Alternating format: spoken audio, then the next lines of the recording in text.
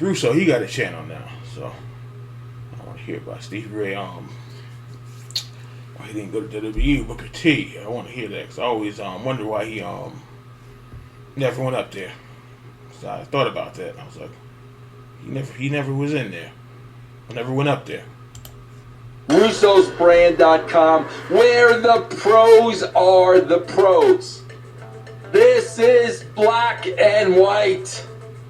Harlem Heat's my favorite tag team of all. And again, I'm not saying that. Now we're talking. Now we're talking on business. Did you hear that, Vince? You know why Stevie never went to the WWE? Why? Tell him, Stevie. Tell him why you never went. It's important to this conversation. Tell him why you didn't go. You know, there's certain things, I didn't want to talk about today, and I crying out I loud. dare you to bring up my personal things. Don't you play no violin for me. No, Tell David why you never went there. Tell him, bro. This is the real. He's 100% right. Because I told Vince, and I've told a few other people this too, people have always asked me, why did you go to WWF when your brother went up there? Well, firstly, the way the company ended, I had a real problem with. And I'm the kind of person that likes to study things. I like to look at things and see what they were. Even professional wrestling, my mind is working like, what's behind certain things that I'm looking at. That's just how I'm built. I don't know why. But as I looked at the situation, the first thing came to me is like, if we went to WWF, first of all, and Vince knows this, I was trying to help. Well, I even got with Vince back in the day to help get my brother a singles push because I really wanted to work in the office. I was trying to further my career as being a person behind the scene. I thought that's where I kind of flourished a little bit more than just professional wrestling. And Vince is the one that put me behind the microphone to do commentary and be an analyst. Vince is the person that did that. And I didn't ask him to. Why? I don't know. But it is what it is. So I wanted to go in that direction, but once the company ended it and everything, I knew that was over with, having that desire to do that. And if I was going to go there and go back with my brother as a tag team, I knew Vince McMahon would turn us into a modern day what you see today.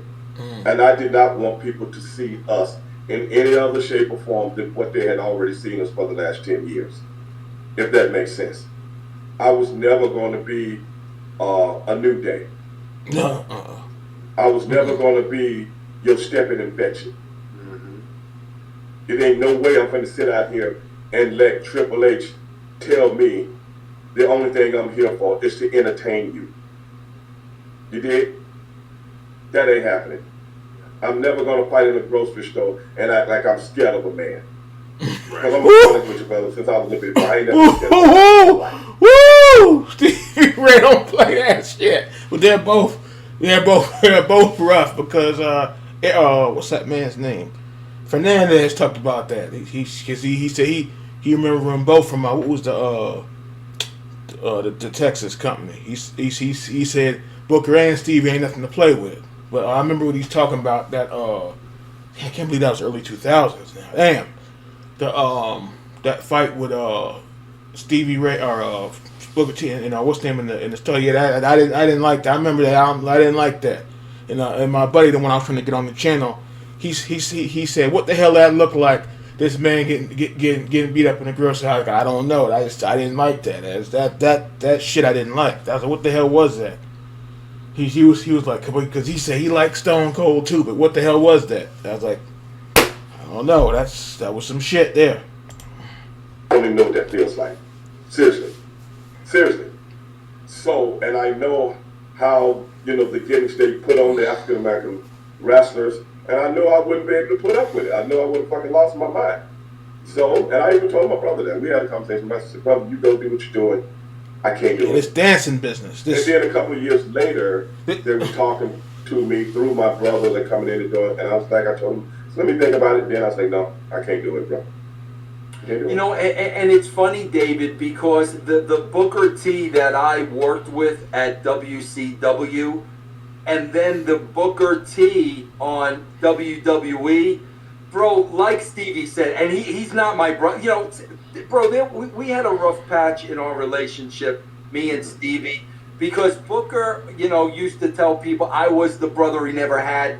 And that, you know, Stevie had a problem with that because me and Booker were tight like this. He said you were the brother he never wanted. He said I was the brother he never had. But David, I got to tell you, writing for Booker and then seeing what they did with him like at WWE, like I was looking at that like, bro, Booker ain't running from nobody. Like, that's not who he is. That's what I'm saying. And when you're around him, you know That's what I said. They're both nothing to play with. I don't know the guys, but still, you can tell when somebody don't want to be messed with.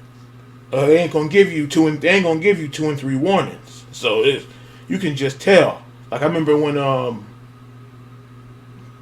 one of the Tough Enough things when Booker caught the guy not paying attention, Booker jacked his ass up and said don't take kind for weak. And Booker T could have killed him. Well, he just gave him a strong warning, and the other guy next to him said, "Man, this guy does some stupid things. You don't want to piss off Booker T." So yeah, I mean, I'll never forget that. Almost tore his damn shirt off. He's like, "Don't take kindness for weakness." And Booker T wasn't bullshitting. He was about to let him have it. Not who he is, and that's why I can appreciate what Stevie is saying, because you're going to get stereotyped into what Vince McMahon believes you exactly. You're 100% right. You're 100% right. Yeah. I appreciate what Stevie did. I appreciate that because Harlem Heat wanted to preserve that legacy of Harlem Heat because they were the best tag team in WCW. They beat everybody. They beat the Sting and Lucas, the Steiner brothers. Right. They fought the best and they beat the best. And they were real. And you can see that. And he wanted to preserve that legacy. So I don't blame you. I mean, I tell people, I said that meant something to me because you remember, Vince, when we first came in, tag team wrestling was very dormant at that time. Because all the guys from the 80s were pretty much gone. You know, like the Rock and Roll Express, the Midnight Express, the Road Warriors, Beautiful Bobby and those guys. Midnight Express, you know, and all those guys. Because that's what made the 80s so much fun to me, watching these guys go at it, have these crazy-ass matches and stuff like that. And then when we got to that level, we wanted to try to bring that back.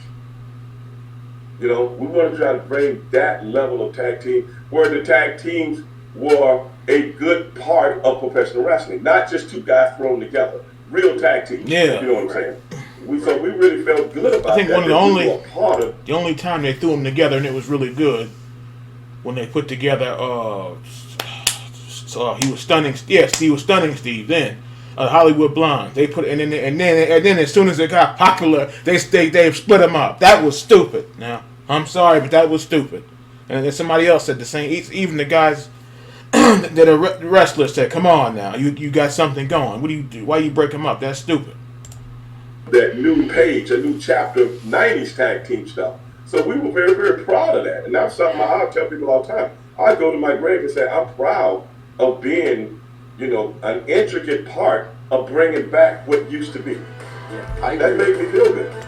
Yeah, see, you get back at it. They had tag teams then. Harlem Heat, Harlan Nash, Sting and Luger, Steiners, the Road War. And then a lot of stuff got broken up. And then, like you said, the throw together tag team. Like the only one I thought of that it was good and they ruined it was Pillman and Austin, because I think was it 93. Pillman was teaming with Wyndham, and then I think Wyndham went back to being a single wrestler, and then they had Steve Austin and and then they had the matches with Steamboat and Douglas and all of them, and then they as soon as the team got hot, they broke it up. Oh boy, that come on now.